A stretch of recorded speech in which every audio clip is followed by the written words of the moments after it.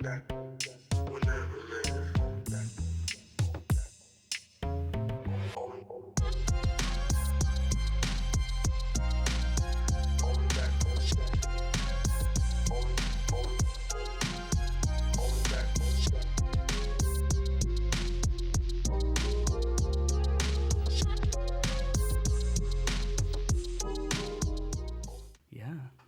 How are Don't you? worry, I'm not going to grade you. I know, right? It's crazy. So whenever I make this episode, should I put like Angie Tippett or like Miss Tippett? You can put my first name. That's fine. That's kind of crazy. It feels wrong. I think I I'm know. I'm gonna just go with Miss Tippett. Okay. I have where I work now. People will come in, students. Yeah. And they're always, "Hi, Miss Tippett." Yeah. I have former students that I work with actually, and they still call me Miss Tippett. So when did you start getting your foot in the door with like education? Oh gosh, I decided in the 7th grade. The 7th grade. I had a history teacher that I wanted to be just like him. Mm-hmm. So in the 7th grade, I said, "I'm gonna be a teacher," and that's what I did. That's crazy. I'm not gonna tell you the year. It was a long time ago. 7th grade. That's crazy. Like knowing what you wanted at such a young age. Like I'm 20. And I still don't know like what I want to do. But this is what you do. This is it. This is you. This is me. Yes. This is you. I appreciate that. Yeah. It's like I feel like it's like a fragment still. Like I said, like I feel like I'm still missing a little piece, maybe 2 or 3 pieces. A wife. Maybe, yeah. A wife would be crazy. What's it like being, an adult? What's it like being an adult? An actual adult. An actual adult. It is can be fun because Mm-hmm. you don't have anybody to answer to, but yourself or whoever your partner you're with. But it's challenging. People expect more from you than sometimes you can give them because you are the adult. Yeah. Frustrating. Mm. You always have to worry about something, but it can be fun. Yeah. Yeah. Like I said, you don't have to worry about mom and dad, and you go do what you want when you want, how you want. Yeah, I get you. No, I mean, I feel it now. I still gotta sometimes I still gotta ask my mom for permission to things. Like, hey, can I do this? And hey, can I do that? How old are you? I'm 20. 20. That's Yeah. okay, though. That's respectful because you're here. Yeah, It's not like you're out on your own. Yeah, no, not yet. But I want to get out of here though. Well, I'm sure you do. Yeah. When I was in college, it was nice. I got to live on my own for a little while. Had my own apartment and everything, and that was cool. But it was dang, I really do this out here. Yeah, every day. Every day. Wow, that's Every wild. day, you take care of yourself. Yeah. Did you ever have a time where you were teaching where you're like, man, I don't want to do this anymore? Oh yeah.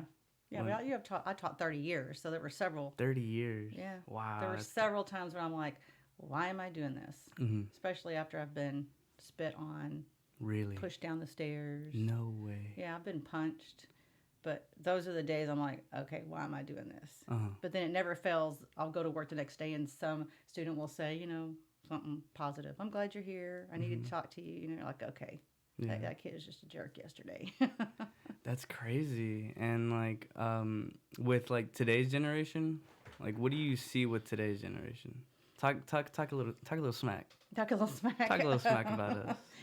Most of y'all are good. I mean, it's like the same. I've always felt this way. There's 10% of the population, wherever you're at, Okay. that is not good. They're not good people. Mm. But when you're dealing with a campus that's 4,000 people, Yeah. it's 400.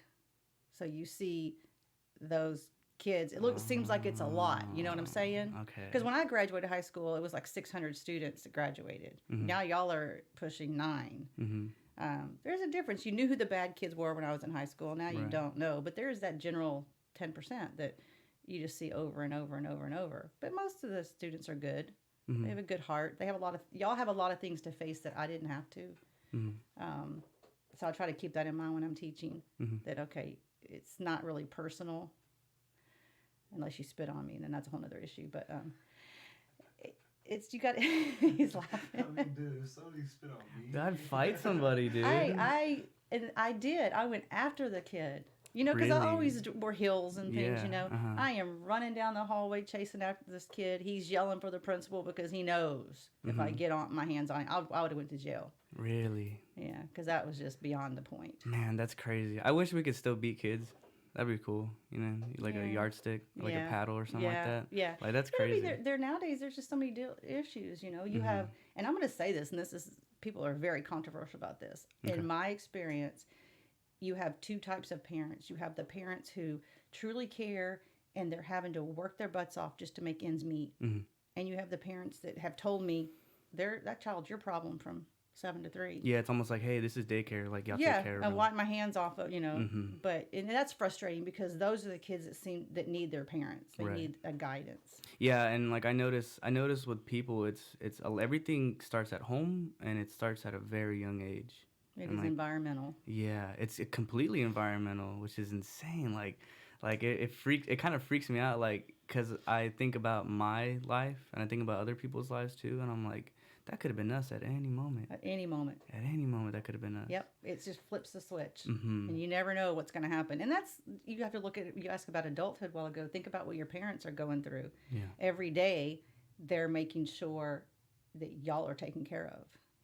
You know, and if something ever happened, well, you know, Right. it changes your life instantly. Right. So right now you're a college professor. I am. I'm still at Lone Star. Yeah. Cool. What do you teach? English, of course. Always English. Always. Why is English important? And like, why is it important? I have my own reasons, but I want to know why you. Okay. And honestly, because of you, like English has become very, very important to me. Aw. Just in that little like Thank you. fragment that we had, like that's like where I was like, okay, I need to start writing. I need to start learning how to talk to people. I need to start learning how to like send actual emails and stuff like that. Like, That's why it's important. okay, go ahead. I mean, that's it. That's why. It's because everything you do, you have to be able to read and write.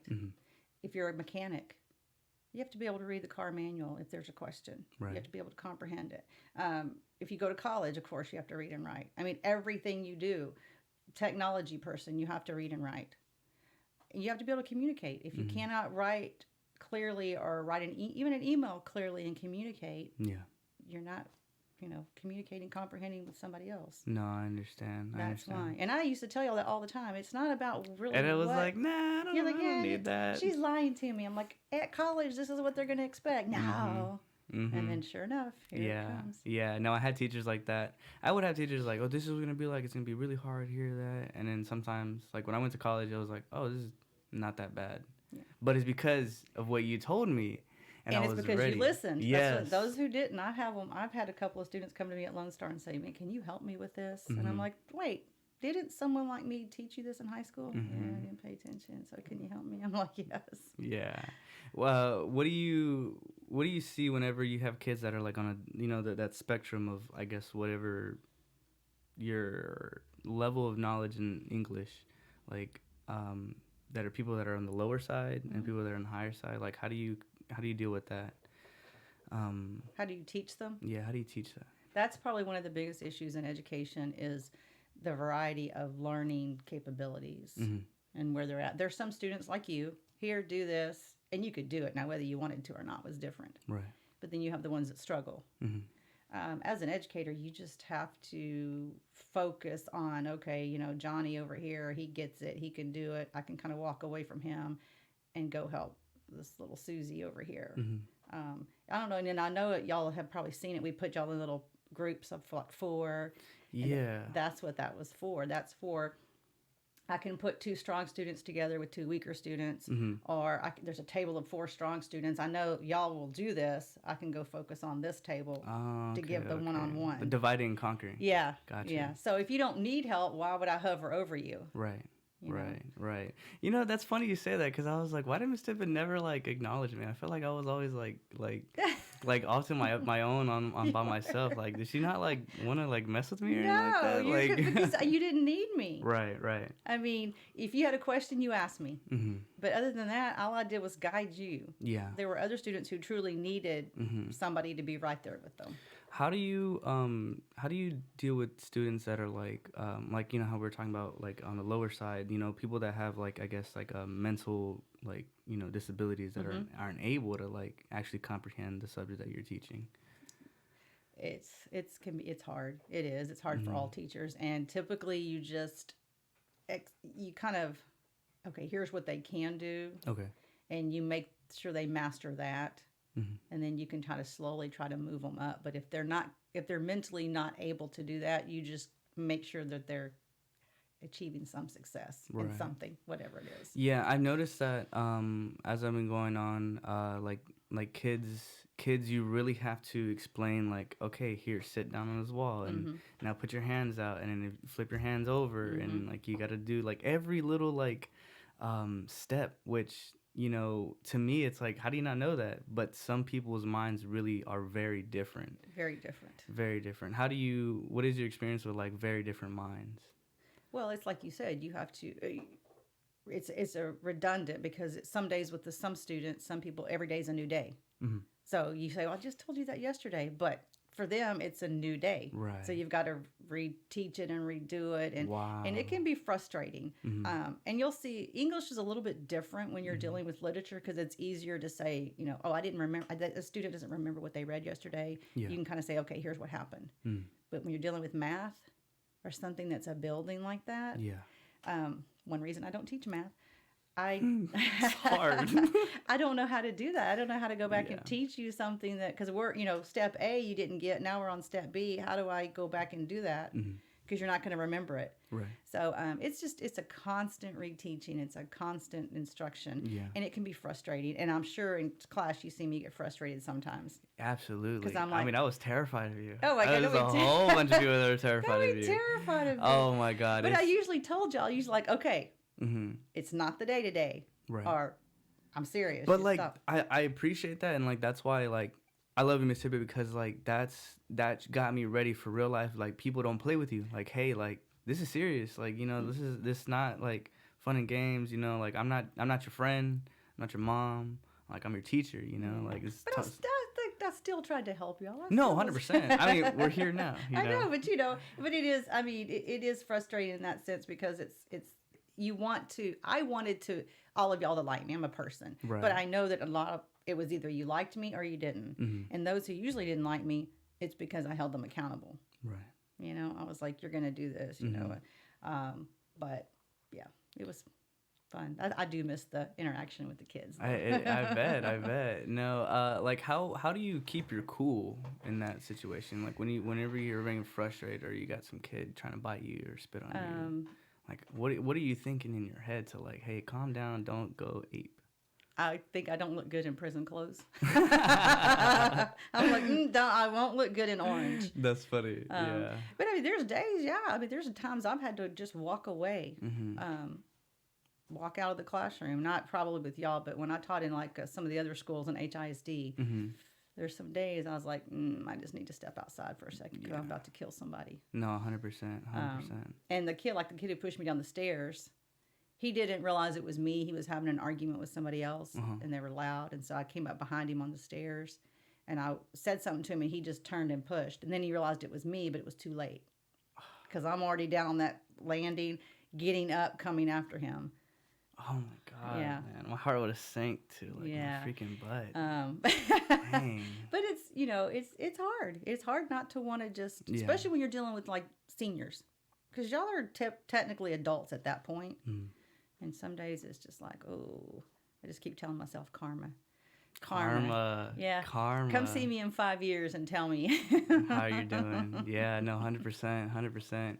And then like what's another thing that's crazy to me, not crazy, but it's like a lot of my friends, I know a lot of people that are my friends that are they're going to school to become teachers or to become like some type of like education, some type of person in the educational field. So what kind of advice would you give them, like these young kids coming into it? It's usually never personal, but you're the person there that they're going to take something out on if they do, because you're there. Right. If you can last 3 years, you'll last 30 years. If you get to the third year and you hate it, you need to find another profession. That's typically the standard. Give it 3 years. I got you. Yeah. I have a crazy question. All right. Do teachers do drugs? Some do, I'm sure. Really? I don't. I've never done any drugs.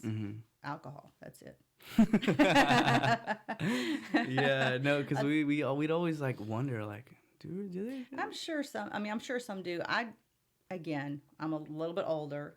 I don't know of any that do anything particular, but I'm sure. Yeah. I'm sure there's probably some marijuana use or something. I wouldn't say hardcore drugs because then they couldn't function. Yeah, that'd be crazy. That'd be scary. Yeah. Yeah. With like, I don't. I guess whatever. I mean, we get a little political, but Okay. like, you know, with all these kind of like progressive types of teachers that are out there, like, what is your opinion on that? What is your unfiltered opinion on that? My unfiltered opinion. Yeah. Hmm. Cause the other day we saw this picture of this teacher that it was like a transgender like teacher, and they had like massive like freaking boobs. Like what the heck? Like that's crazy. Okay, so think about that. If you were a student and you came into class the first day and that was your teacher, how would you feel? I try to smack him. No, I mean seriously though, it is. I'd feel weirded out. We feel weirded out. You would. I would feel weirded out because it's not what we see as natural. Right. Okay. I have been taught not to judge people and hate people because of their beliefs, which I don't. I would not want my child taught with someone like that. That is my personal opinion. Right. It's hard. It's hard enough to be in school and live your life as a, let's just say from 6th grade to 12th grade, all the changes that you're going through physically and emotionally, and then you have to deal with something that maybe in your family is seen as one of the greatest sins ever, and now you're having to deal with that. Right, because some of these families are very religious. Yes. Yeah, and religion is a huge thing that plays into these kids' lives, and then you have the full racist and discriminatory issue of it. Right. Oh, if you have a family that's is hardcore about things like that, how do you deal with that? Yeah. No, because I mean that's how my family was. Very like very homophobic, very racist. So it's like when you see that, it's like what's crazy is like the same words that are used at home are Transfer used. Yes, and then they use it. Environment. Yeah. It's all environment. And again, a lot of times if you're taught a certain word you hear it growing up, it doesn't have a harsh meaning to you because it's a common word. Then you get out in public and you use it and people are all like up in arms, all, oh my God, I can't believe. And then you got to struggle with, okay, well, why is that bad? If it was bad, why were my parents doing this and saying this? So then you have a whole other issue. You're questioning your whole life. Environment, my whole, why, how do I deal with this? How do I deal with my parents use this or say these things? Are they wrong? Right. It creates a whole other issue inside of a young mind. Right. So again, back to the teachers, I wouldn't allow my student to be in there. I'd have to change classes. Yeah, and I think that's like an okay thing. I feel like the like if I had like you how you're saying, I have my kid in there, and like I have the right to take him out of that class. Some people have a problem with that, but it's like, why do you have a problem with that? Like that's my child. Like I brought that into the world. I can do whatever I want with that until it's 18, pretty much. But it also is a double standard. Yeah. If someone criticizes me for doing that, they don't get it's not a big deal. Oh, yeah. But if I criticize someone who's transgender, then I'm the bad guy. Right. So we have a huge double standard on stuff like that. But I think that as parents, we have to raise our children in the beliefs that we have, whatever that means. Yeah. I get you. And just like, I mean, because it's hard, it's like, hey, just be a good person. But it's like, what does that mean? Yeah. What does that mean? How do you be a good person? My mom was super racist. But the one thing she ever told us, you never mistreat someone because of your beliefs like that. You can, we couldn't socialize. Right. I can remember, I'll tell you, when I was in the 6th grade, I had a friend, Linda. I'm not going to say her last name because, Hispanic.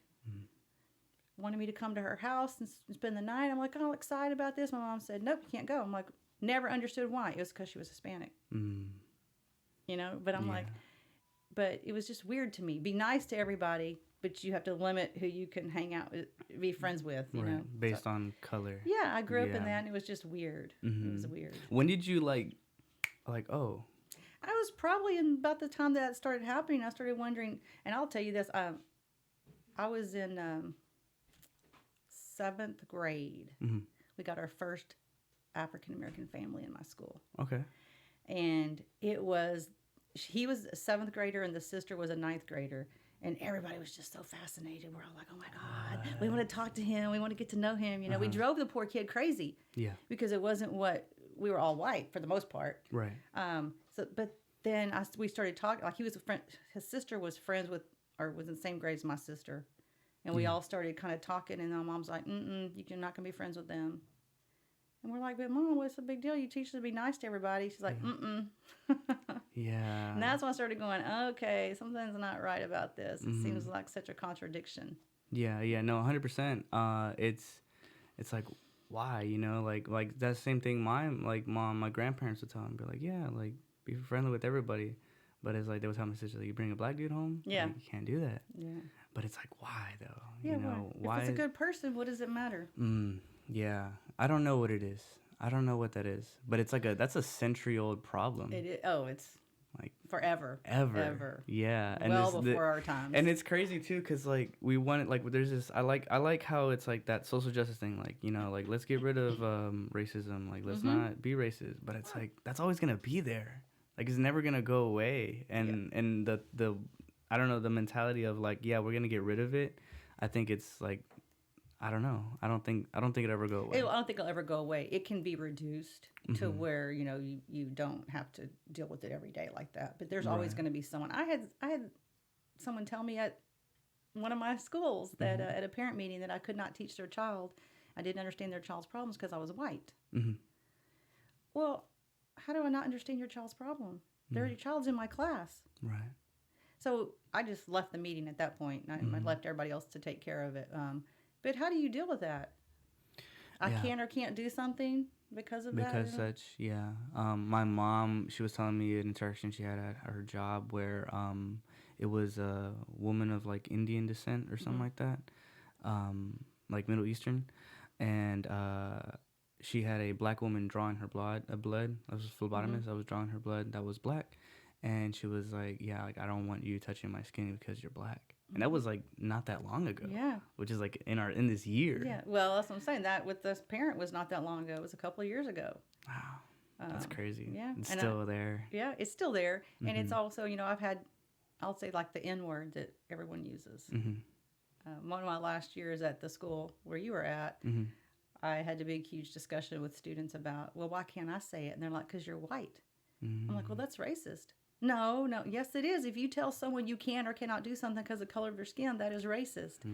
And they would kind of giggle about it. And I'm like, think about it. Yeah. It is. It would be like me telling you can't be in my class. It's a lot of double-edged swords. So, yeah. And I think that's where we have to work on, is that, you know, anybody can be discriminated against. Anybody can be racist. Yeah. It's not just limited to one group of people. Yeah. How do you guide a conversation like that? Like when you... Well, you know me well enough. Well, like, I know you well enough, but, like, I want to know how you do it, though, because, like, to me, whenever I get in a conversation like that, like, it's either, like, I go full-blown racist, or it's, like, I just don't, like, I have to be careful where I tread, you know? Well, you do. You have to, again, it's about learning the words to use and the way to speak. Right. But I try to tell people things by examples, and you've seen me do it before. Okay, let's just say that's true. What about this example? And I try to turn it around and see how they would feel about it. Right. It's difficult in education when you're dealing with high schoolers because you know, like you said, you have to tread that line. But I like to bring it to their attention and say, okay, well, think about it from this point of view. And I know you've heard me say it. Hey, let me play devil's advocate. What about this? And then y'all get frustrated. Like living in the hypotheticals, right? Yeah. No, because it's like, will that really ever happen? Yeah. But it's like, it could. Yeah. It could happen. It could happen. Anything could happen. And it happens all the time on stuff. You see people get, you know, hurt or discriminated against, violence, you know, targeted. Right. I have an older sister who, when homosexuality was just coming out off of Westheimer, her and her friends, and this is so horrible, and I just want everybody to know, I do not support this at all. I didn't find this out till later. They would go down to Westheimer with a slingshot and shoot rocks at the homosexuals that were walking down the street. Damn. I found that out years later, and now granted, she has gotten well beyond that. Right. She's horrified by the fact that she did that. And she's like, always into the rights activists and stuff, but Yeah. she's like, oh, don't ever remind me of that. I'm like, no, you need to be reminded of that all the time, so you get your life together. But now, it just shows you like how like primitive like our minds still are, like how. Now this like, was a long time ago. This was 60s. Yeah. And she's a lot older, but yeah, at that time period, it was like no big deal. Mm-hmm.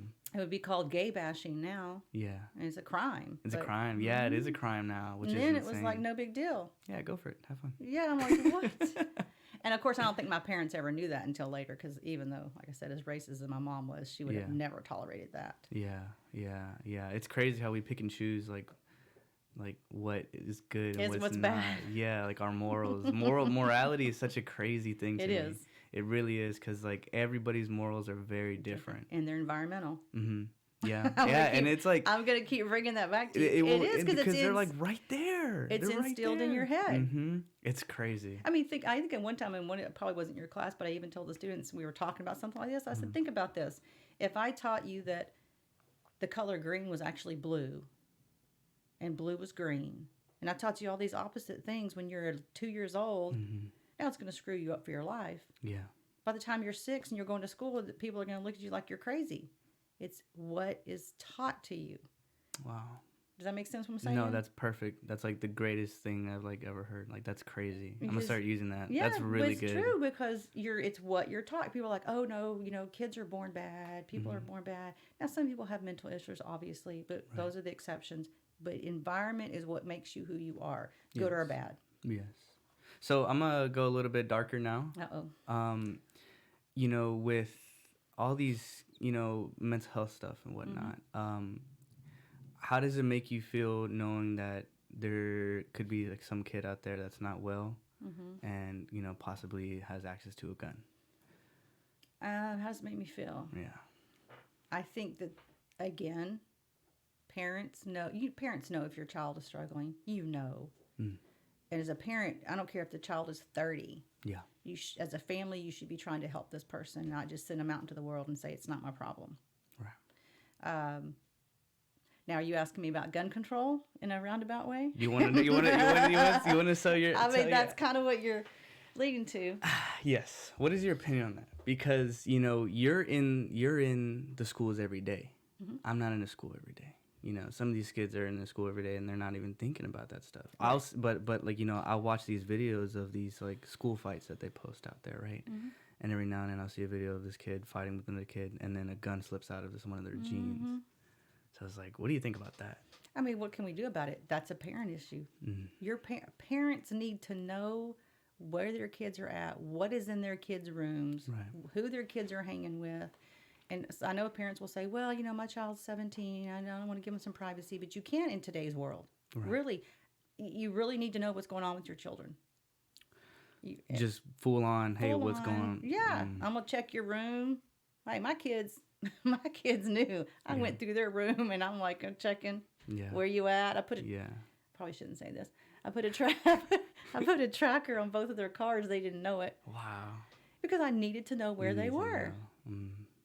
I know it sounds obsessive, but man, I never tracked them down, like chased them down. But if they were in a place I thought they shouldn't be, I would have been there.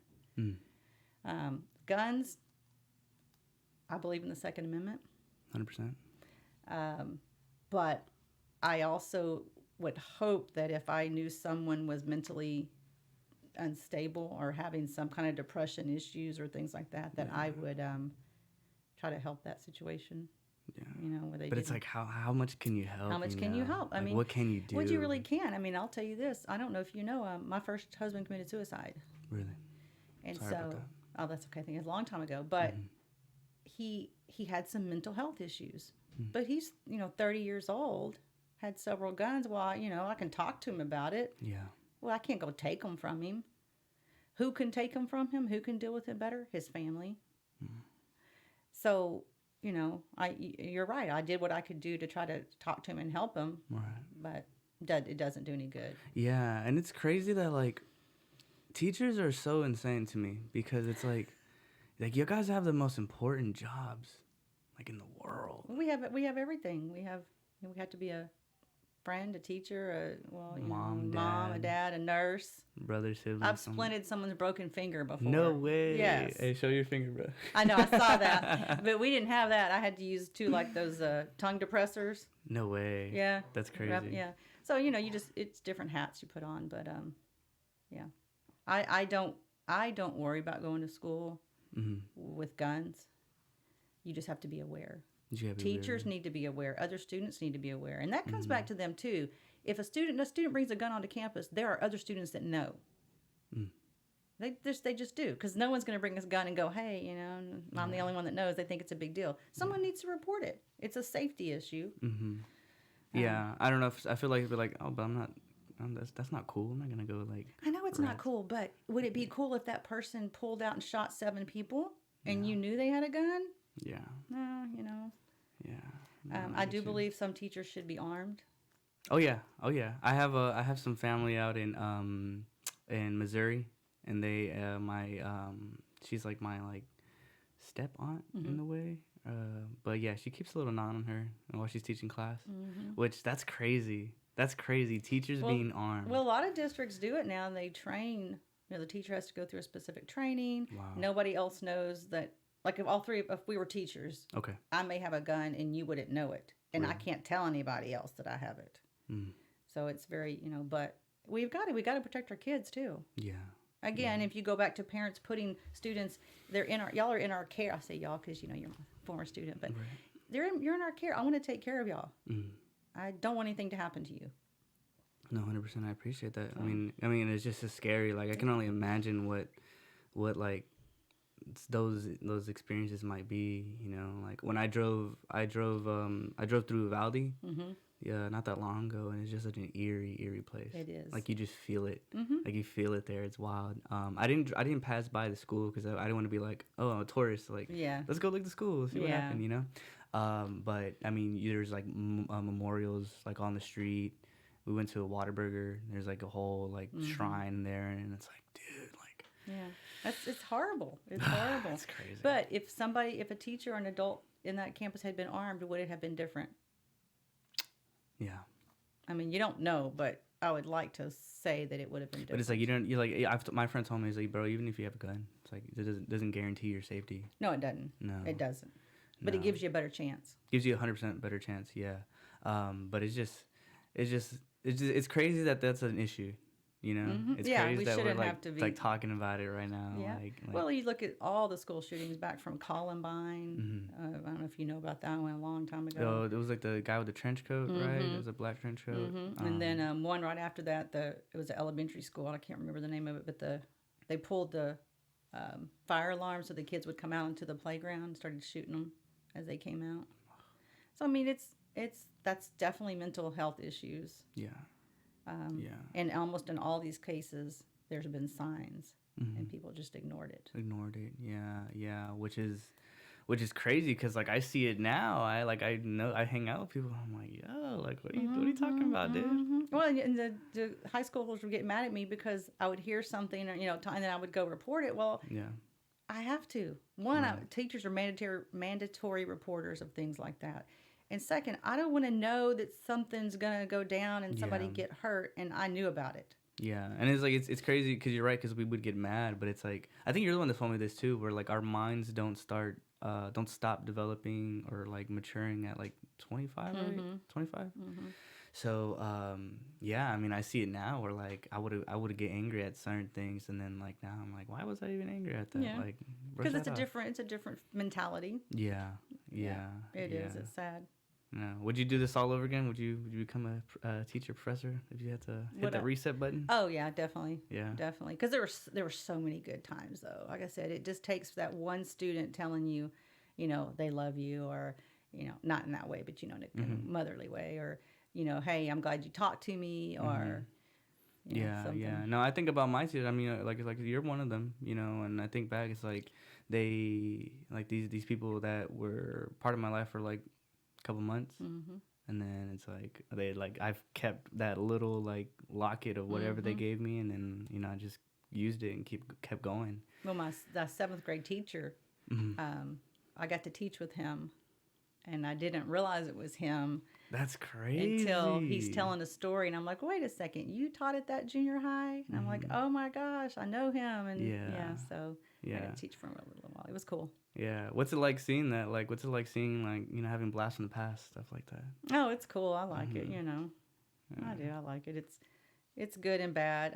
The worst part I think about teaching for me, though, is a lot of the schools that I taught at were, I don't know how else to say it, kind of dangerous, kind of in need Little of... ghetto. Yeah, I mean, you know, but they had issues. Right. But I've had several students murdered. Wow. And that's the hardest part, is when something happens. We've had a couple from your school get killed in car wrecks. That's hard.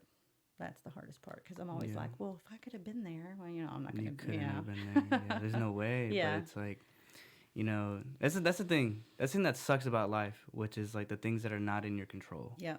And you want them to be so desperately. And you want those things to be in your control, but it's like you can't. You can't. You just like, and then people go mad thinking that they can control those things, but they just can't. You know. But man, it is a wild thing. Like, life does throw some like crazy curveballs at you, and it's like, okay, what do I do now with this? Yeah. You know. I can't. Who am I going to ask? I can't run to Miss Tibbet and say, Miss Tibbet, help me. Yeah.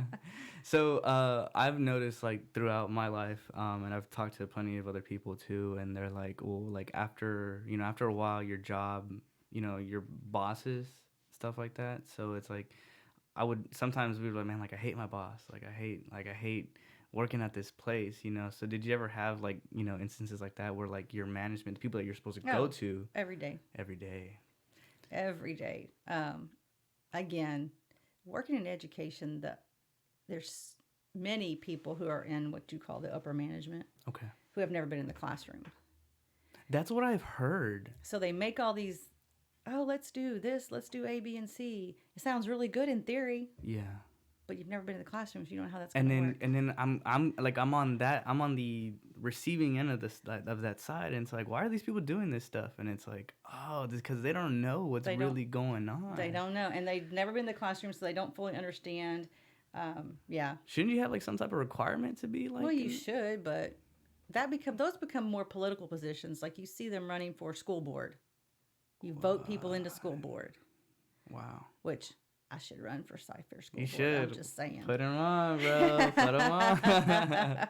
I wrote myself in for the last election. We will definitely vote for you. The Board of Education. We are all going to vote for you. Yeah. Yes. But it becomes, and the intent is good, because they do work hard to come up with all these ideas. It's just they're not logical all the time to try to implement in a classroom. Right. Because there's so many other issues. Yeah, that's the thing that's one of the newest concepts that I've been like kind of understanding is like you have good intent, but it has bad repercussions. Yes. Which is crazy. Yeah.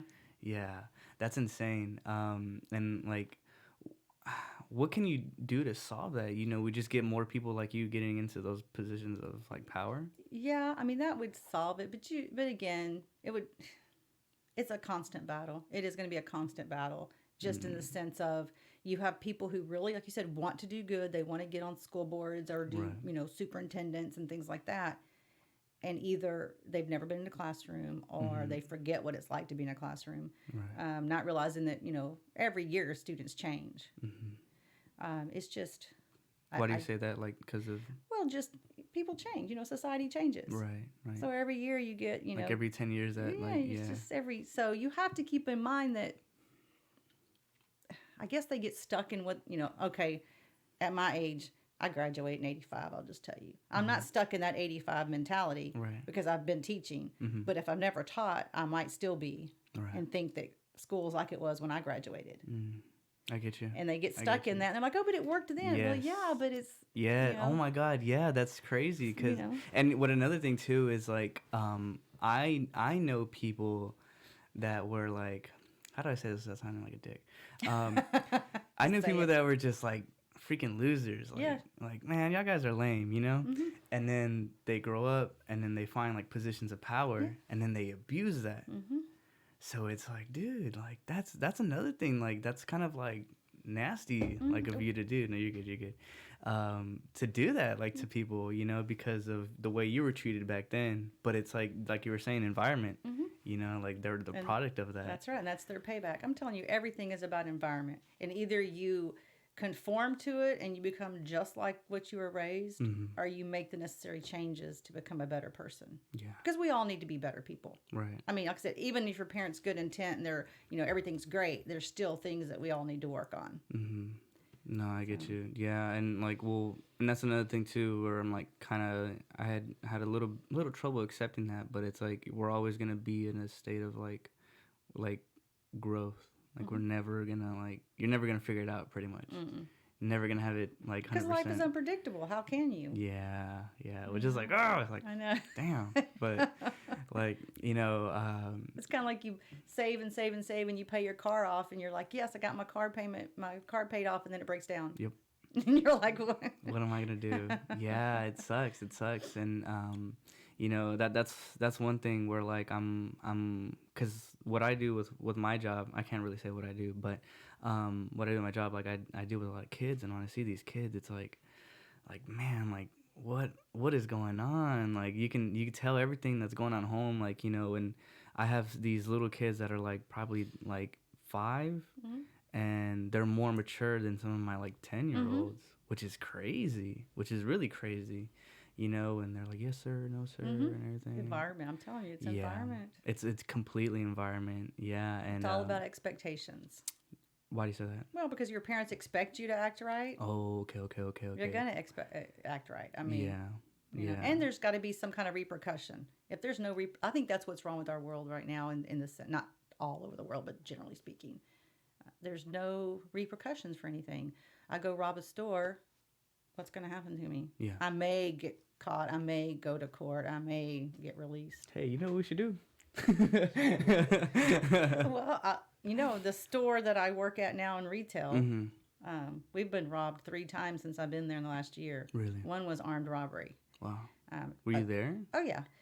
One of them had a gun. 2 of them didn't. Myself and one of the managers, we went after the 2 that didn't have a gun. I'm chasing this dude through the parking lot. Again, you know how I am. Yeah. I'm chasing him through the parking lot, and he's yelling at me all these obscenities. Bitch, you can't touch me. You can't touch me. I'm like, why are you running?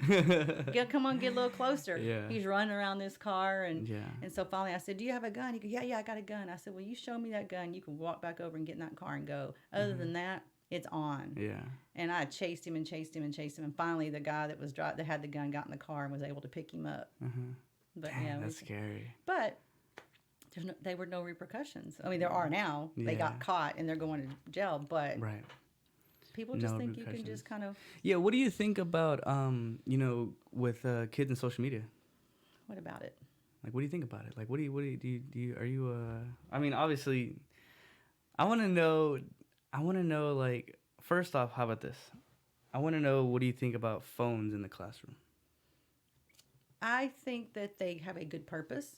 Okay.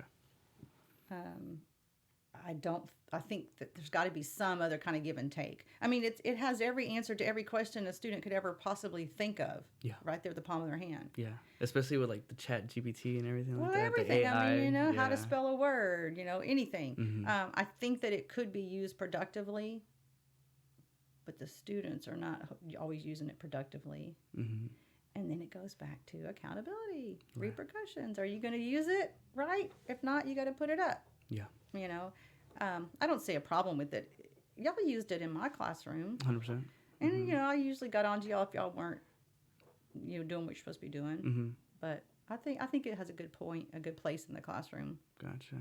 And then back to social media, like, what do you think social media is doing to our kids now? I definitely think it's making the young people lack writing skills. Yeah. And as a college professor, I see it. I have a student who wrote an essay in the classroom and used the letter U for you, which you're not supposed to write in an essay anyway, but wrote it like they were writing a text message. U for you. You know, like they were writing, like you did use the letter U. Oh, no way. What? Yeah. Oh my God. No, that's bad. That's really bad. That's really but bad.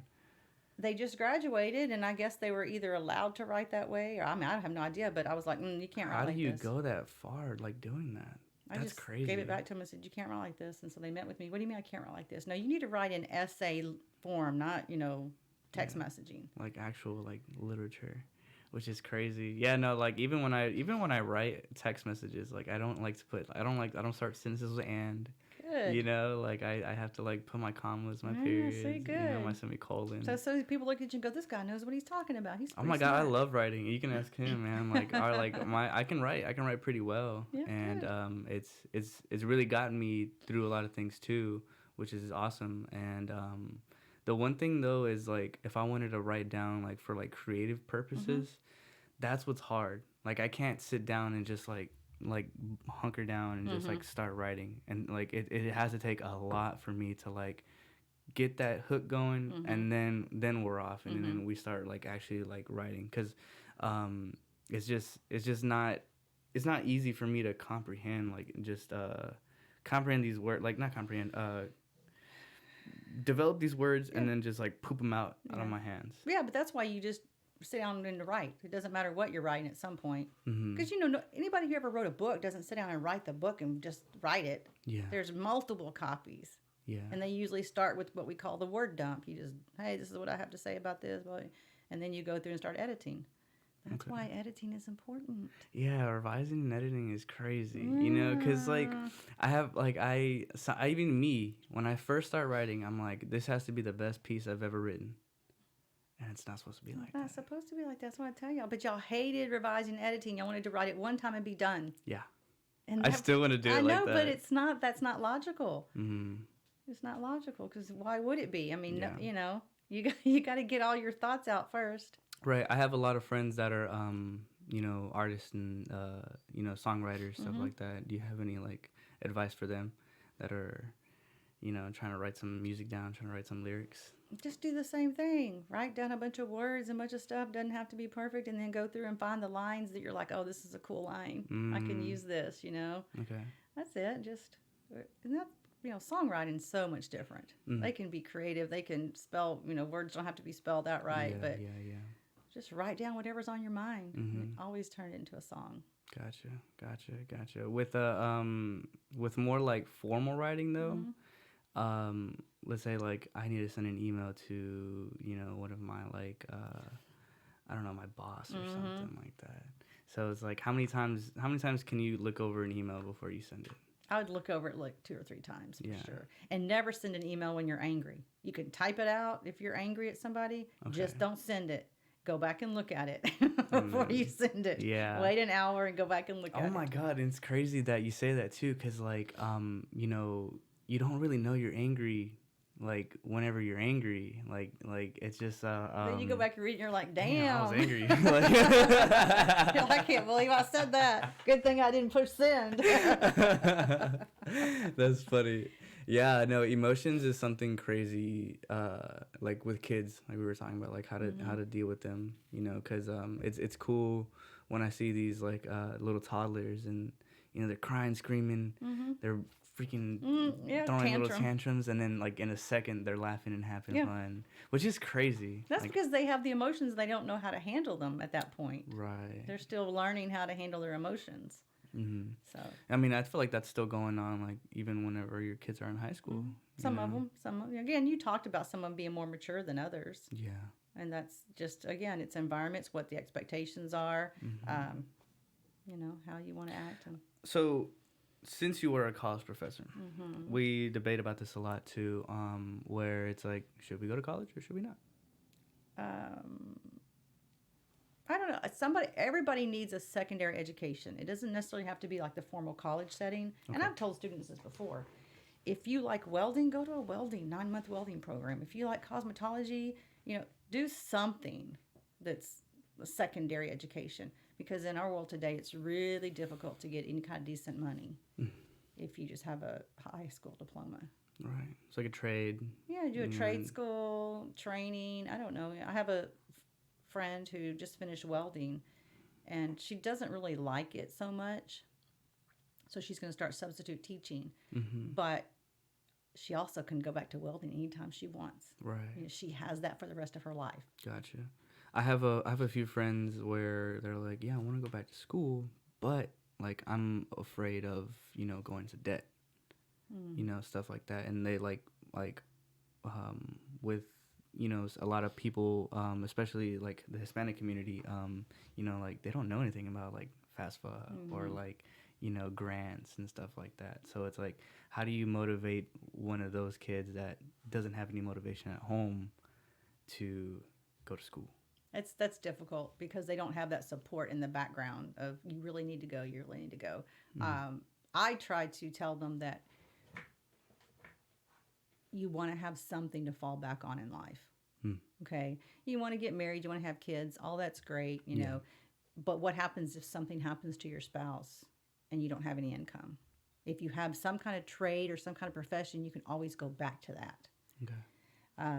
Now, the money issue, it's hard to say. There are so many programs out there, like you said, that will help minorities.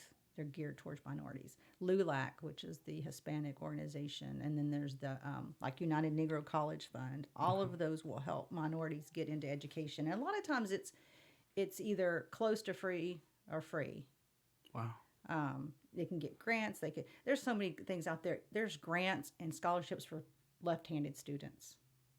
That's crazy. Yeah, I remember that. Yeah, there's scholarships for students who are 5'6". I mean, you just got to look, because what happens is scholarships are sponsored by people who ran into some problems trying to get an education. Okay. So then if they have the money later, they'll develop a scholarship program to help someone that was in a similar circumstance. So it's just a matter of looking. Just a matter of looking. And you can get, I have a lot of college debt. That's because I have 5 degrees, but... she said... I'm just saying. But it's because I love going to school. Right. I could be a professional student and just go to school all day. I love doing that.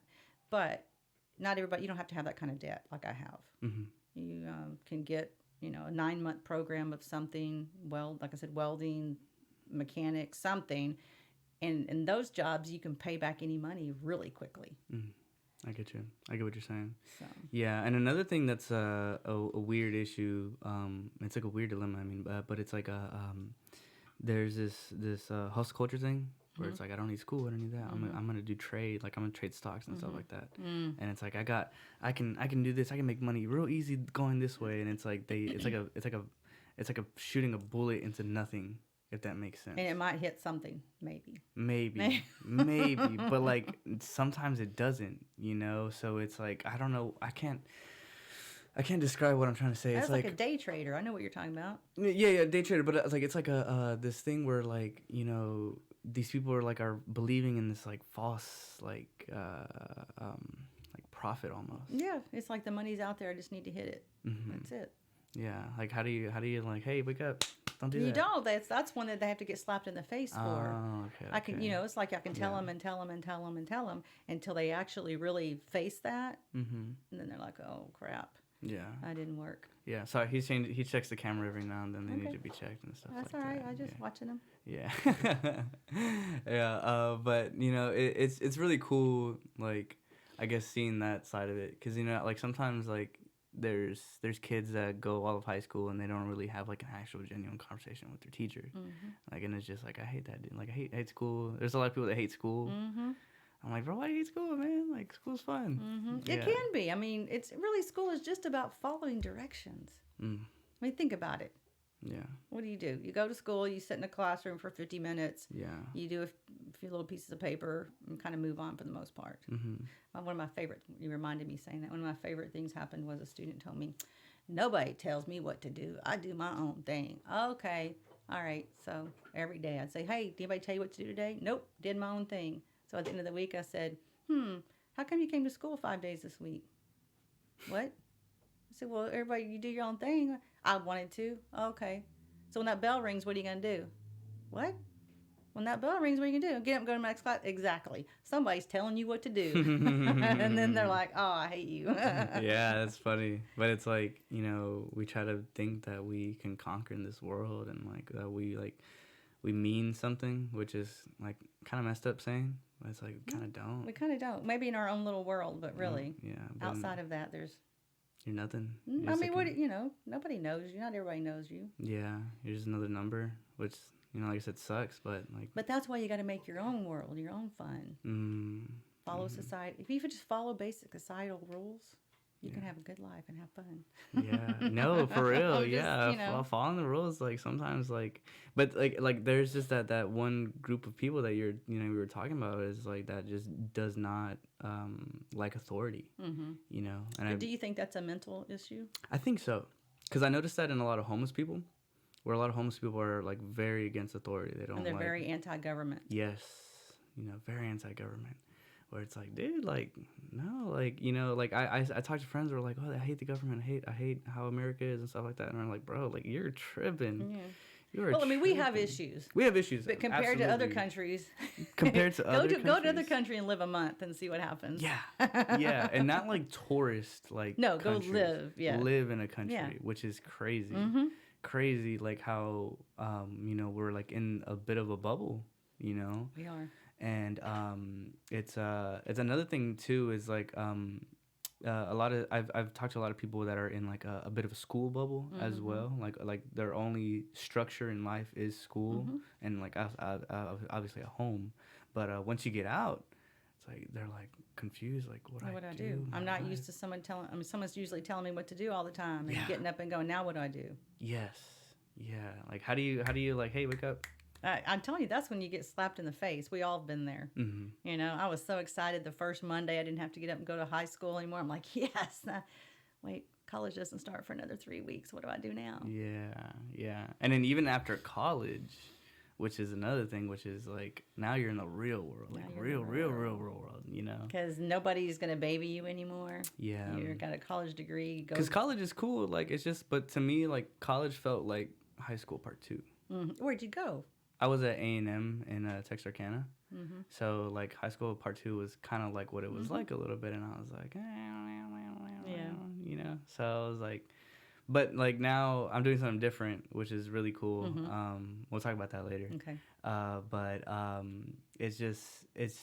I think what it was the structure that some people were like really used to, and then once that structure was gone, like that we got so used to it. They weren't ready for like, hey, like people are gonna throw rocks at you. That's and, right. Like, and what are you gonna do? What are you gonna do about it?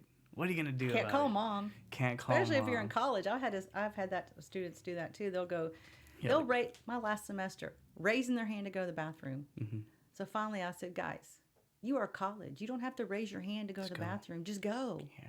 They're just like, it's so crazy. I know. I'm like, yeah, that's right. I'll go to the restroom. But they were all just out of high school, so yeah. And so I said, just go. And then they would say, I need to leave. Then leave. Yeah. You know the policies. I've written it out for you. You go. If you miss half a class, I can count you absent. Yeah, and syllabus. Yeah, the syllabuses are very important. Yes, and they don't realize that. Yeah, no, I remember I was like, syllabus. And then what happened? I failed. Yeah, you failed because everything is on that, all the assignments. Yes. And I had students this last class, same thing. Well, how did I know that you were doing this? Because it was on the syllabus. That piece of paper you gave us in the beginning? Yeah. Yeah. I have to keep that? Yeah, you did. Sorry. Yeah, it's very important, guys. Keep your syllabuses. Yeah, keep them and do the work that's on there. Everything is on there. Yes, absolutely. You talked about phones earlier, and I had a student who at the college who would talk on his phone. He had his little headphones in, and he would be back in class, and you could hear him mumbling. And so I'm like, who is mumbling? So I finally said, who's talking? Nobody say anything. So when I'm about 3 weeks, and I kept sending emails, okay, whoever's on their phone, when I find out, I'm removing you from the class. I'm dropping you. So it took about 3 weeks, and finally, during a test, he's on the phone. I walk right up there, and he looks at me, and I'm like, get out. No way. And he's like, you can't. Get out. Grab the test. So I sent him an email and said, I'm dropping you from this class. Never responded, so I had the police waiting for him when he showed up at the door. No way. Yeah, he came to the door. The police, see that? Rural don't play. Don't play. Don't play, So they escorted him out. Yeah. He's like, well, I didn't drop this class. They're like, no, she dropped you. Yeah, she dropped you. So, and I typically don't drop students, but I was like, okay, that's enough. No, yeah, and that's what I'm like. That's what I was like, kind of getting at whenever I was saying like we're in this bubble, and it's like, oh, like my life's great. I don't have to worry about this. Yeah, about that. But they get to college or in real life, you get a job. They don't tell you I don't call you in the morning and wake you up to come to work. Nope. You got to figure it out yourself. Get there, buddy. That's right. Get there. Yeah. And that is definitely a shock. And I think that's probably one of the hardest things as an educator that I wanted to try to fix. Because again, being at the college, I know that if you get me in English, I'm not gonna baby you. The assignment's due on this day. Yeah. You remember how I used to put stuff up on the board and say, "Here's what we're doing today." Right. You don't do that. Here's what's due. No, it's on the syllabus. If you don't turn it in, it's a 0. No, 100%. And that's a huge difference between high school and college. And then in high school, they take a lot of stuff late. Yeah. Which drove me crazy. Yeah. College, we don't. No, you don't. And that's a huge. The students are still like, "Well, when's the last day I can turn this in?" I'm like, "That was last week." Yeah, being prompt, being on time is a. But we've, as educators, have programmed them to not that that even though there's a deadline, it's not a deadline. Yeah. Then you get to college and it is a true deadline. Well, and then like how you were saying earlier too, like how like that kid was writing you as in the letter U. Like, how are you able to do that? How are you able to pass and keep going? Like, wasn't there supposed to be like a wall saying, hey, like, you can't do that? But you'd think apparently whoever they had for a teacher either didn't read, which fascinated y'all that I read all of your essays. If you remember, you're like, "Oh, she ain't gonna read this." No, man, that was embarrassing. It's embarrassing, yeah. And then you get them back and they have all those marks on them, and y'all be like, she reads them all. Yeah. But what's the point of writing it if I'm not going to tell you what you're doing wrong and help you perfect it? Right. So. No, I get you, and I feel like there might be some people that are like, coasters. People that just want to coast through whatever this is and not have to worry about that stuff. And it's like, no, dude, you can't. Either at one point, like you can get so far coasting, but after a while, like that's not gonna And you have there's educators who don't care. Let's make the assignment, give you an A, and move on. They don't even read it. Really? Oh yeah, at your school. That's crazy. He's over there shaking his head. He's like, "Yeah, I had one of those teachers." Yeah, I had a couple good teachers. Do you know Mr. Robinson? Yeah. That was my favorite English teacher. Yeah, he's good. Yeah. He's not there anymore. No, and that's crazy how a lot of teachers like gone, not there no more. But it's just kind of like how you're saying, like our kids change, time change, everything changes, and just like a whole another wave of new people and stuff like that. With like these very, very young kids, like very young, like toddlers and like babies. What do you think about them? Like, what do you think is gonna be like whenever they're starting to like? Oh gosh, I have a 4-year-old grandson and a 2-year-old granddaughter, and I had told my daughter, "Don't have kids." I did. I was like, "This world sucks. Don't have kids." Yeah. I don't know. Again, I still think it's about parent expectations because both of my grandkids are really good kids. My grandson's going to his little pre-K thing and he loves it, and he minds, and it's about what you expect from them. The world is going to get more difficult for them in the next 20 years. Hopefully it'll get better in the next 10 years instead of I do see it getting. It's going to get worse in the next 10 years. I'm just hoping the next 20 it gets better. If that makes sense. Right. It's sad for them though, but it's the world they're going to grow up in. They're not going to know any better, any different. Yeah, and it's like, hey, figure it out. Like you got to. Like I don't. It's crazy. It's crazy because like, we want to think of ourselves like as like civilized and. Like we got everything figured out, and our life, the government's never gonna turn on us. And, here we are. Money's gonna be nothing's gonna. And it's like, dude, this is happening. This is life. This is where we are, and it's like a dam, and that dam broke loose, and now it's like all that water just rushing and whatever. But I do think people are getting people of both political parties are getting tired. Of the crap. I think because you see it, you're like, okay, why are we spending so much money on this crap when we really need to be feeding our homeless? I mean, Yeah. So hopefully, that's what I'm hoping for, that it just gets more and more. Yeah, and that's what's crazy to me is because like when I'm driving like downtown, or I'm driving down I-10 or anything under there, it's like I see these homeless people, and it's like, man, these guys were babies once. Like, but you had kids that were in your school that would show up for school that didn't have a meal. Yeah.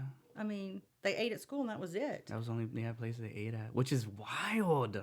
which is wild. So that's where I think we need to take care of ourselves. I know we're to fix society. Well, America's humanitarian. I mean, we try to help everybody, but we really need to help ourselves first. We are in a situation where we have people starving to death, people getting murdered, left and right. And we need to sit back and help ourselves. Yeah. And stop hating on each other. Stop being so violent. Yeah, don't hate. Appreciate. Now, don't kill somebody over a car. Jeez. No, it's crazy. I mean, people kill each other over nothing. Yeah, me mugged me. Tiny. You gave me a little bad look. You gave me a bad look. Yeah. Yeah, no. I told my friends about that. I was like, bro, like, you drive crazy. Like, don't be driving crazy out here, dude. Yeah, somebody shoot you. Some of these people are crazy. That's one thing I always bring it up, but it's like, man, people are actually crazy. Mm-hmm. Like, people don't operate like people. The people that are not in touch. Yeah. Like whatever got disconnected. Mm-hmm. Like, that is insane to me. That is very crazy to me. To me, it's my opinion, unless it's a true self-defense issue, anybody who takes somebody else's life has got some mental issue. Mm. Because think about it. I'm going to take your life over a car. That doesn't make any sense. Or you cut me off on the road. Yeah, I mean, it's like, you think I cut you off and now you're going to shoot me? That's stupid. You gave me a dirty look? That's stupid. Something's disconnected there. I get you. That's my opinion. Yeah. Because, it's like I would often wonder, like, why am I always mad? Why am I always angry? But it was because, like, some things weren't like wired yet. And that's another cool thing is that we can rewire things. Like, you can fix things. You can fix them. You don't have to accept it. Yes. Yeah, you don't have to accept whatever, like, bad, like, the cards that you were dealt with, kind of a thing. Yeah, you can always ask for more. Yeah, which is fun. Yeah. Which is fun. It's fun. It's fun figuring stuff out, and it feels good. Like how we were like whenever you're doing like when I remember when I would even now, like, when I'm doing math problems, it's like, I hate it. But then when I'm figuring out and I got a flow going, I'm like, okay, I got it. I'm like, I'm doing it. It's a sense of accomplishment. It's like, I got this. Yeah, and I think another thing why people sometimes, like, hate school, I think, is because they don't have an incentive. Yeah. Well, and they have parents who, you got to go to school just to go. I don't care what happens. Yeah. That's going to affect you too. Yeah, I know 100%. And a lot of those same people that I talked to also didn't do any, like, other activities as well. Like, they weren't involved in any sports, no clubs and stuff like that. Like, as for me, like, I was involved, like, in a whole bunch of different crazy things. You're always doing stuff. So, that's why I was like, man, this is like us. Like, why aren't y'all, like, what are y'all tripping about? But it's because, like, a lot of them didn't have that sense of community nor socialism, and, like, socializing is another thing that is, like, man, like, that you can't. There's no classes for how to socialize with the opposite sex, or how to make friends, like, or how do I be not weird, like, how do I not be a weirdo and, like, make friends, and then they become 30-year-old, like, gaming dudes on, like, like a laptop and just, like, locked in their room all the time, which is crazy, so it's like. But it's sad too, because they're good people. Yeah, that's what I'm saying. It's just that something happened to where they missed that moment in their life. Mm-hmm. Yeah. So it's sad. Yeah, that's what I'm saying. Like, the you have good intent, but it's like you're causing all this like destruction in the same way. It's like, what was one thing that we when our food. School food, it's like when they took away like strawberry milk and the strawberry cups. I was like, dude, like, what? That's what we live for. Yeah, it's like literally why we would come here every day. Right? But it's like it was to help people become less, what's it called, obese, diabetic and stuff like that. But it's like, dude, like that was. But at the time, y'all are like, why they hate this school? Why are they so mean to us? Yeah. But again, you have to know schools have accountability to the government for situations like that. They can't just feed whatever they want to feed the schools. It's all monitored by the government and health departments and things. Really? So they used to have that Chick-fil-A. Did you ever have Chick-fil-A here? Yeah.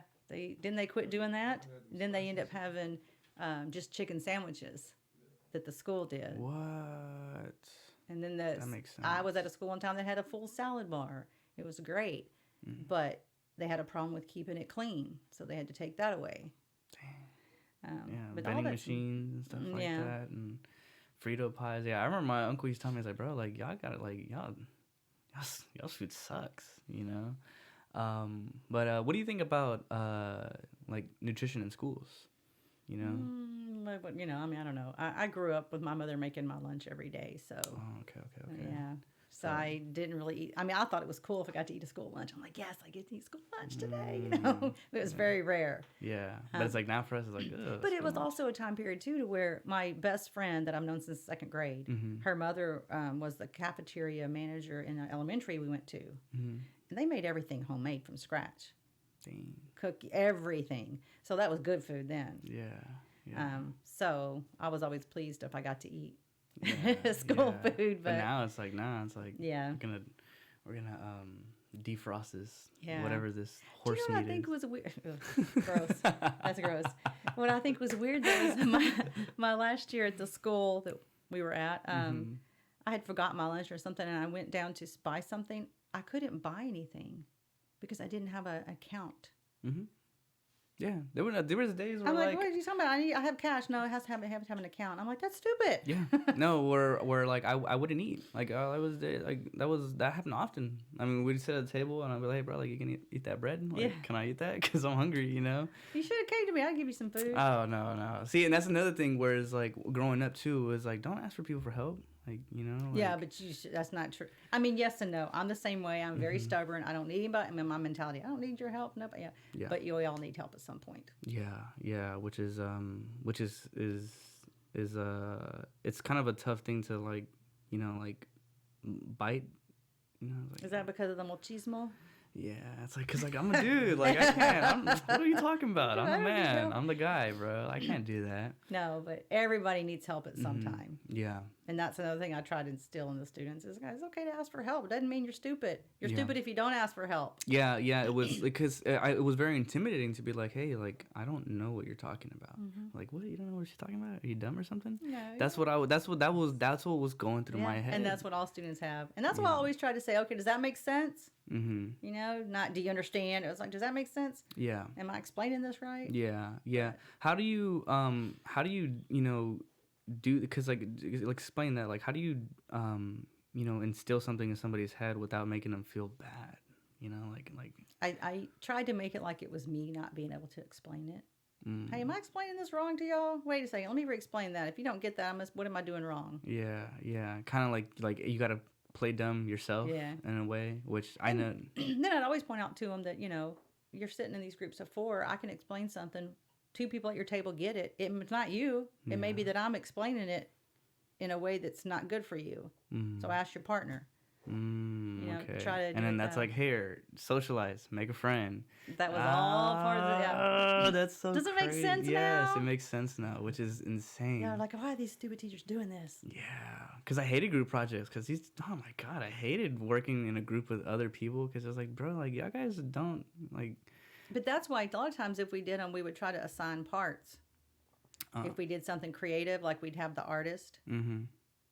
That was usually the student who didn't do well academically, but was Damn, that was me. very talented. But you know what I'm saying? They struggled with a lot of other things. So that was the one thing, or one of the things they were good at. So we would try to divide it out to where, you know, the person who wrote the best essays took the notes. And yeah, it wasn't just haphazard. It was always planned. Gotcha. And then y'all get mad sometimes. I'd let you pick your own group, and I'd say, "Hey, why don't you move over here to this side? I don't want to sit over there." Well, you need to be over there. Yeah, no, it is weird. What do you think about these like giant schools out there, like huge, like college campus looking high schools that are out there? No, I mean, I don't know. It's a lot. You have to. Anytime you're dealing with a campus number that is as many people on this campus as a small city, it can be an issue with a lot of things. Why do you say that? Well, because you don't have, think about it. Every city has police officers, fire departments, that type of stuff. So you're dealing with a campus of 5,000 people. That's a small city. Do you have any kind of security? Not really. No. You know, do you have any kind of organization other than school organization? It can be, you have to have the right makeup of people. And that 10% is still there too. And it's like, that's even a bigger number. That's right. Which is, it's crazy. That's so crazy. If you think about it, so. No, I see those schools. I mean, the schools that we're talking about where it's like, dude, like these are huge, massive schools that are like. Yeah, but how many people do they hold is the thing. Yeah. Are they still going to be 3,000 or are they going to be 7,000? You know? Yeah. Yeah. What was COVID like for you? Well, I quit in 2020. Really? So you got out right as soon as you needed to. I was like, they wanted me to teach freshmen. I was like, all right. And I said, I'm not going back. Bye. I called them, resigned, and that was it. Wow. Well, I mean, that's good. I was done. You know, I just got to where I'm like, I dreaded going in. Mm-hmm. And when you dread going into your job, it's time to get out. It's time to make a change. Right. Because there's that good resistance, you know, we're talking about. Mm-hmm. But yeah, like how do you know when it's like, dang, like all right, I got to get out of here? Because you dread going it. You don't even want to get up in the morning and go. Mm. And I had gotten that way towards the end of my last semester. Mm-hmm. And then when we did all of our little summer training and stuff, I was like, oh, I hate being here. Yeah. And that's when I had that epiphany of like, you know what? This is not good for anybody. Yeah. I don't need to go back. Yeah. Like, I guess, was it because, like, you know, were they enforcing, like, new rules on you and stuff like that? I was just tired. Tired, done of it. Yeah. I mean, you know, it's 30 years. It's a long time. 30 years of high school. High school. That's crazy. Yeah. Yeah. So you just you get burned out. And I didn't want to go back and be that teacher that was miserable all the time because then it goes off to everybody else around you. Yeah. 100%. Yeah, no, like, that's one thing too, like when you're around, you know, children, it's like your energy, like, does mean like a lot. Like everything that you don't say is so loud. Mm-hmm. You know, it's really crazy. They pick up on it all. Pick up on it easily, you know, so it's like whenever... It's really cool seeing that, like, how teachers, like, kind of, like, suppress whatever it is that going on. Just put it down. Hey, guys, what's going on? How we doing? For the most part, yep. Yeah. Like I said, there's a couple days I came in, I'm like, I'm going to tell y'all right now, today is not the day. Yeah, don't do it. And y'all be like, okay. Because it didn't happen that often, but. Right. Yeah, and it's just really, it's easy to just... like think that, you know, we're not, you know, the teachers aren't human, you know, like, you know, because that's just teacher, like, oh, whatever. Yeah, that's not. You know, you go through HEB and that students are always like, "What are you doing here?" Oh, I don't know. I have to eat. I have to eat too, you know. That's so crazy. It's so funny. Yeah. No, it is wild. I mean, whenever I saw you, and I was like, no way. Yeah, wait, that's her. She doesn't live in that classroom. Yeah, it's crazy. It really is crazy, you know. But it's a cool thing. It really is a cool thing. Like how, like, you know, even though it's like, I talked to a lot of friends of mine, and we're like, yeah, like I wanted to be a teacher, but then I saw what they got paid, and I was like, nah. Yeah, but you know what? That's kind of, if you got to think about it logically on that. Okay. Teachers only work about 186 days a year. All right. So take that yearly salary and divide it by 186. The pay is not that bad. Okay. So why is that a thing then? Well, I think it comes from, if I was in business right now, a business world with the degrees I have, I'd be making six figures. Okay, if I had that many degrees. But in education, it's not that way. Okay. Education doesn't matter. You're on a pay scale. 1 year is this much, 2 years is this much on experience. If you get a master's degree, they may pay you an extra $1,000 a year. Right. But it took you, $20,000 to get the master's. So that's, I think, where that comes from. Oh, okay. And again, I mean, teachers should get a little bit more money. I believe any, like, police officers and that should get more money, too. Mm-hmm. However, if you figure it out by how many days we actually work, the pay is not so bad. Yeah. So don't believe that then. Well, I mean, you gotta take it with a grain of salt and use it logically. Yeah. If I was working 352 days a year, but I'm not. And you get summers off. Summers off, holidays. Usually it's about 184 to 186 days, depending on where you're at. What do you think about grading stuff? Was that one of the like? That was one of the thorns on my side. But I felt like for English that if I did not read everything and grade it the best I could, I was doing y'all a disservice. Yeah. Because, I could tell if you wrote it the night before. 100%. Okay. And I'm going to tear that paper up. But if you're going to take the time to actually write something, I felt I needed to take the time to actually grade it. Right. 100%. Yeah, because I remember I remember my like some of the friends or acquaintances that I had in classes, where it's like they were like, I gotta get this stuff done. I gotta I gotta get an A 100% on this, 100% on that, and very, very like concerned with their grades, So, what do you think about those type of kids? Ones that are like hyper into their grades and like kind of like push everything else out. My first question is that you or is that your parents pushing that? Okay. Because if it's the parents, it's hard on the child, student. If it's the student wanting to be successful, then they're own driven. That's great, and a lot of times it was, because they're probably going to college somewhere. They want to get into some place, A&M or something. So 100%. That's their motivation. Yes. But I do think that having a student do an assignment and not grade it was a big issue. Because students didn't want to do it if they didn't think they were getting a grade for it. They didn't understand that in order to do the final assignment, you have to do these 3 parts and understand those 3 parts. 100%. I do think in high school we give way too many grades.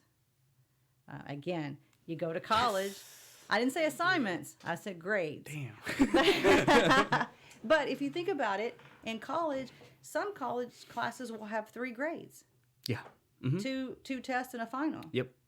Okay, so then are we programming y'all as young people to, we got all these other grades, I don't have to worry about it. Yes, but that's not always the way it is. Yeah.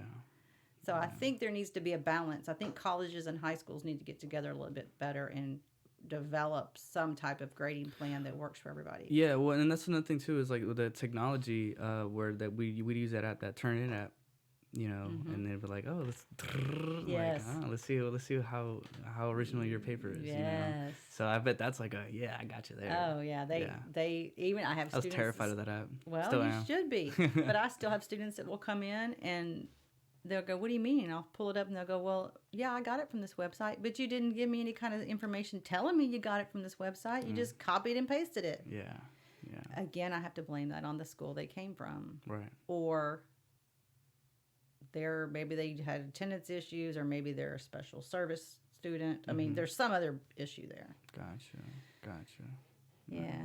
So I know. It's a lot to do. It's a lot as a teacher, and to think that it's not a lot of work is crazy. It's a lot of work. It's a lot of work. No, like I said, you guys have one of the most important jobs out there. Well, but then we're also sponsors of clubs. Yeah. We're supposed to come to coaches. Events. Well, even all the organizations and sporting events, and we have these expectations of what we're supposed to do. Yeah. So. Yeah, no, 100%. Yeah, that's man, I didn't even think about that. That's a whole other thing. Where you gotta like, hey, can you come to my game? And like, yeah, sure, I guess I'll go. Yeah, and we usually go. Yeah, which is really cool. Seeing that, having that support, because it was like, hey, like my mom's here. In a way. Yeah. My mom couldn't come, but my other mom came. Yeah, which is awesome. No, it's really cool. It's really cool. And like I said, like even this, like, hey, Miss Tippett came to come do a podcast with me. Well, I'm very proud of you. I appreciate it. I'm proud of you too.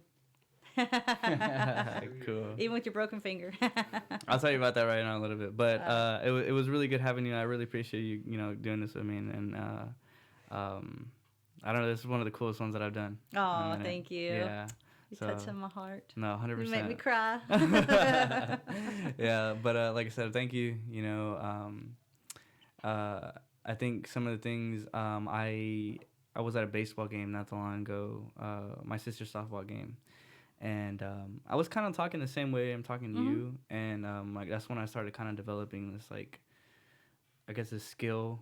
This is kind of a skill. It is always a skill, absolutely. Yeah. And I remember I had a teacher that was in front of me, and she was listening. Kind of, she was eavesdropping what I was saying to this other kid, and she was also another teacher of mine, former teacher of mine, and she was like I kind of at the end, like, we were talking and everything, but she was like, hey, like, you're doing it, like, continue being the change. And so I was like, man, that's awesome, because like I want to tell that to you, like, you continue being the change too, because it's. I'm trying. Like that's kind of where it starts, if you want to revolution, whatever you want to change the world, like, it starts like tiny. Yeah, and you gotta start with conversation. That's the only way anything gets changed, is having conversations and understanding each other's perspectives. Doesn't have to agree with them, but you got to understand where each person's coming from or each group comes from, and then you can address what can we do to make a positive change. Awesome. Yeah. I like your hot take on that. Oh, thanks. Awesome. Cool. All right, I'm Stippet. All right. Well, I Thank appreciate you. it. Thank you. Thank you. Goodbye, everybody. Bye. Yeah.